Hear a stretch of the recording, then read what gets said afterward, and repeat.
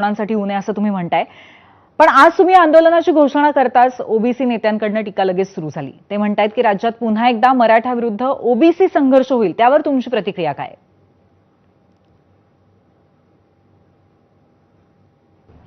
त्यांना करायचं असं, आम्हाला नाही करायचं. आम्हाला नाही करायचं, त्यांचा धंदाच ते आहे.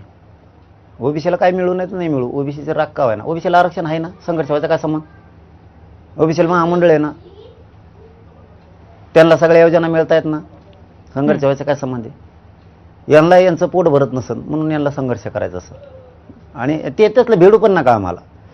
तुम्ही ते भेडू पण नका आम्हाला, आणि ती वेळ कोणीच कोणावर येऊ देऊ नका. आम्हाला तर शांतता ठेवायची, मराठ्यांच्या अंगावर याचं काम करायचं नाही. कोणीच सरकारी डाव टाकू शकतं, ते करू शकतं. अरे स्वतः जातीसाठी लढा ना, इकडं कुंकड लढता. ते काही एवढं सोपं नाही त्या गोष्टी. आम्हाला शांतता ठेवायची, बघू अंगावर आल्यावर. बरोबर.